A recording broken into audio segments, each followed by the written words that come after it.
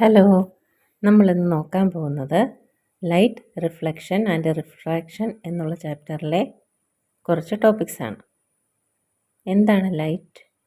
Light എന്ന് പറഞ്ഞാൽ ഒരു ഫോം ഓഫ് എനർജി തന്നെയാണ്. ലൈറ്റ് എപ്പോഴും ഒരു സ്ട്രെയിറ്റ് ലൈനിലായിരിക്കും ട്രാവൽ ചെയ്യുന്നത്. ഈ ലൈറ്റിന് ട്രാവൽ ചെയ്യുമ്പോൾ ഒരു നിശ്ചിത സ്പീഡോട് കൂടിയാണ് അത് ട്രാവൽ ചെയ്യുന്നത്. ഈ സ്പീഡ് എന്ന് പറയുന്നത് വാക്കത്തിൽ കൂടെ പോകുമ്പോഴായിരിക്കും മാക്സിമം ആകുന്നത്. അതിനൊരു വാല്യൂമുണ്ട്. നമ്മളതിനെ റെപ്രസെൻ്റ് ചെയ്യുന്നത് സ്മോൾ ലെറ്റർ സി എന്നുള്ള ലെറ്റർ ഉപയോഗിച്ചാണ്. അതിൻ്റെ വാല്യൂ എന്ന് പറയുന്നത് C is equal to 3 × 10⁸ metre per second എന്നുള്ളതാണ്. അതേപോലെ തന്നെ ലൈറ്റിന് ട്രാവൽ ചെയ്യാനായിട്ട് പ്രത്യേകിച്ച് ഒരു മീഡിയത്തിൻ്റെയും ആവശ്യമില്ല. അപ്പോൾ ഇത്രയുമാണ് ലൈറ്റിനെ പറ്റി ജനറലായിട്ട് പറയാനുള്ളത്.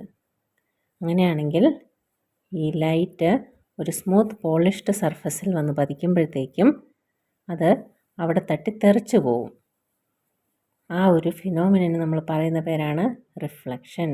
റിഫ്ലക്ഷൻ എന്ന് പറഞ്ഞാൽ bouncing back of light when it strikes on A polished surface like A mirror. ഒരു സ്മൂത്ത് പോളിഷ്ഡ് സർഫസായ ഒരു എക്സാമ്പിൾ പറഞ്ഞാൽ മിറർ പോലെ ഒരു സ്മൂത്ത് പോളിഷ്ഡ് ആയിട്ടുള്ള സർഫസിൽ ലൈറ്റ് റേ വന്ന് പതിച്ചു കഴിഞ്ഞാൽ അത് അവിടെ തട്ടിത്തെറിച്ചു പോകും. ആ ഒരു ഫിനോമിനനാണ് റിഫ്ലക്ഷൻ. അങ്ങനെയാണെങ്കിൽ ഈ റിഫ്ലക്ഷനെ ബേസ് ചെയ്ത് നമുക്കൊരു ലോ പഠിക്കാനുണ്ട്. Loss of reflection. ഫിഗർ നോക്കിയാൽ നമുക്കൊരു പ്ലെയിൻ മിറർ കാണാം. പ്ലെയിൻ മിറർ ഗ്രൗണ്ടിൽ നമ്മൾ വെച്ചിരിക്കുകയാണ്. ആ പ്ലെയിൻ മിററിലേക്ക് ഒരു ലൈറ്റ് റേ വന്ന് പതിക്കുകയാണ്. ഈ പ്ലെയിൻ മിറർ നമ്മൾ ഓൾറെഡി പറഞ്ഞു സ്മൂത്ത് പോളിഷ്ഡ് സർഫസാണ് പ്ലെയിൻ മിററിന്. അതിലേക്ക് നമ്മുടെ ഒരു ലൈറ്റ് റേ വന്ന് പതിച്ചാൽ അത് തട്ടിത്തെറിച്ചു പോകും. അപ്പോൾ നമ്മുടെ പ്ലെയിൻ മിററിലേക്ക് വന്ന് പതിക്കുന്ന റേ ആണ് ഇൻസിഡൻറ്റ് റേ. നമ്മുടെ ലൈറ്റ് റേ പ്ലെയിൻ മിററിൽ വന്ന് ടച്ച് ചെയ്യുന്ന ആ പോയിൻ്റാണ് പോയിൻ്റ് ഓഫ് ഇൻസിഡൻസ്.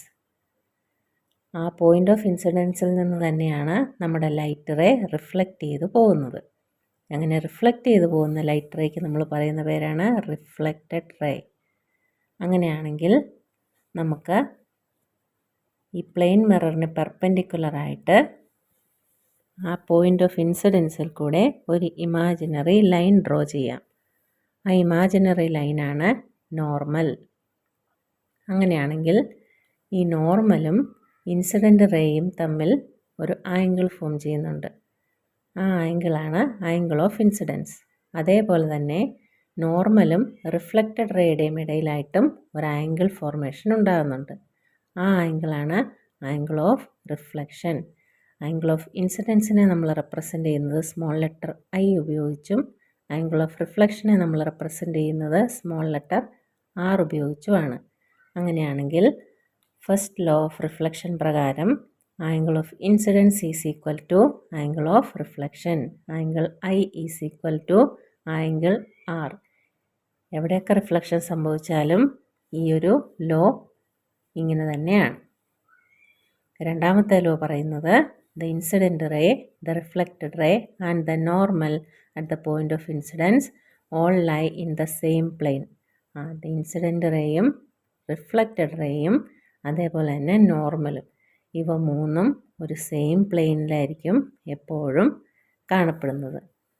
ഇത്രയുമാണ് ലോസ് ഓഫ് റിഫ്ലക്ഷനെ പറ്റി പറയാനുള്ളത്. Thank you.